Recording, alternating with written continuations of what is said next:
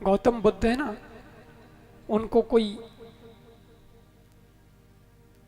कोई कोई स्तुति करता था उनकी, अरे भगवान आ रहे हैं, बुद्ध तो भगवान है, गौतम बुद्ध, जीवन धन्य हो जाएगा, ऐसा लोग बोलते थे। कई उनको प्रणाम करते थे, चरणों में लेट जाते थे, दंडवत करते थे। गौतम बुद्ध, उनको कोई फर्क ही नहीं पड़ता था। उनके होठों पर एक हल्की सी हंसी रहती थी, स्मित जिसको बोलते हैं, बस वो हल्का सा स्मित रहता था। आंखों में उनके प्यार था, करुणा थी, प्रेम था, तो बस हल्का सा मुस्कुराते थे। प्रणाम किया, दंडवत किया तो ठीक है। एक गांव में खूब जय जयकार हुई, लेकिन जब वो तो चलते रहते थे, ऐसे विहार करते थे, चलते ही थे। तो एक गांव में बढ़िया जय जयकार हुआ, स्तुति हुई, फिर दूसरे गांव गए, दूसरे गांव में गए तो क्या हुआ, गांव के बाहर एक आदमी मिला, वो आदमी उनको देख के गालियां देने लगा। आ गए बाबा कहीं के, लगता है कमाना धमाना आता नहीं है, मेहनत नहीं होती इनसे, कुछ जानते नहीं है ना, तो ये रास्ता ठीक पकड़ा, बन गए बाबा। क्या है, रोटी तो मिल जाती है, बाबा को देख के कोई भी रोटी तो दे देता है। तुमने भी अच्छा तरीका निकाल लिया है, कमाओ, घर पे बैठो, ये क्या बाबागिरी रखा की,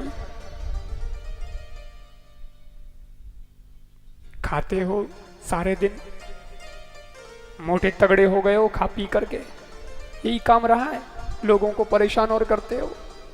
कितना बोला वो, इतनी निंदा की गौतम बुद्ध की उसने, बुद्ध ने पलट के जवाब ही नहीं दिया। गालियां भी इतनी जबरदस्त बोली, बड़ी चुन चुन के बोली, लेकिन गौतम बुद्ध ने कोई जवाब नहीं दिया। वही स्मित, वही आंखों में करुणा। वो आदमी आधे घंटे बोल बोल के थक गया, उसका गला बैठ गया, तब फिर वो हैरान हो गया और उसने कहा, अरे मैं तुमको कह रहा हूं, किसी पत्थर को नहीं, तुमको कह रहा हूं, कोई फर्क नहीं पड़ता तुमको, मैंने क्या बोला तुम्हारे बारे में, इतनी गालियां दी मैंने, सुनते हो, कुछ फर्क पड़ता है। तो गौतम बुद्ध ने कहा, माफ कीजिएगा, मुझे लोग भेंट तो बहुत देते हैं, अभी पिछले गांव में भी दिए था, खूब जय जयकार हुई थी, खूब स्तुति हुई थी, खूब गुणगान हुआ था मेरा, और यहां जब मैं आया हूं तो तुमने भी बहुत तैयारी करके रखी है, खूब भेंट पूजा तुमने मुझे देने के लिए ऑफर किया है, लेकिन माफ कीजिएगा साहब, आजकल मैंने भेंट पूजा लेना बंद कर दिया है। मैं न स्तुति सुनता हूं, न मैं निंदा सुनता हूं, मुझे कोई फर्क नहीं पड़ता है। बोलो, ऐसे महापुरुष को कोई दुखी कर सकता है? कौन दुखी करेगा? दो कान भगवान ने दिए हैं, वो इसीलिए दिए हैं कि जरूरत हो, अच्छा लगे तो दोनों कानों से सुनो और हृदय में उतार लो, लेकिन तुम्हें लगता है कि कोई फायदा नहीं है तो इस कान से सुनो और उस कान से निकाल दो, क्या फर्क पड़ता है? अगर रखोगे ना दिमाग में तो दुख देगा, चुभेगा, वो तकलीफ देगा, फलाने ने ऐसा कह दिया। ये जितना भी द्वेष फैलता है ना, वो इसीलिए फैलता है कि हम मोबाइल में जैसे डाटा होता है, तो मोबाइल में मेमोरी जो है वो थोड़ी, क्या बोलते हैं उसको, वो हैंग होने लगता है, मोबाइल थोड़ा अटकने लगता है, क्योंकि बहुत डाटा भर दिया है। ऐसा ही अपना सिस्टम में ना, इधर भी डाटा बहुत भर जाता है।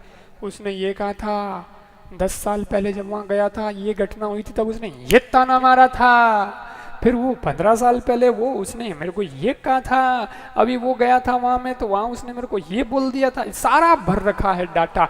वही तो हैंग कर देता है हमारे सिस्टम को, फिर वही द्वेष पैदा करता है, उसी से लड़ाई झगड़े होते हैं। लेकिन निकाल दो दिमाग से सब, तो फ्रेश माइंड हो जाओगे, किसी से कोई मतलब नहीं। फिर किस बात पे क्रोध आएगा, मुझे ये तो बताओ, क्रोध आएगा किस बात पे, पता ही नहीं। इसलिए बच्चे, उनके जीवन में द्वेष नहीं होता, वो 2 मिनट में लड़ेंगे, भूल जाएंगे 4-5 मिनट बाद में। जो लड़े थे वही 5 मिनट बाद में साथ में खाना खाने लग जाएंगे, क्योंकि वो तो भूल जाते हैं पीछे क्या हुआ था। उनको पूछो आप कि 5 महीने पहले तुम कौन सी बात पे लड़े थे, उनको याद नहीं है। आदमी को 15-15 साल का याद है ना। लोग कहते हैं दिमाग बहुत अच्छा होना चाहिए, याददाश्त तगड़ी होनी चाहिए। मैं कहता हूं भूलने की आदत अच्छी है, ताकि लड़ाइयां कम होती है। क्या याद रखना, फालतू की बातें। इसलिए क्रोध नहीं।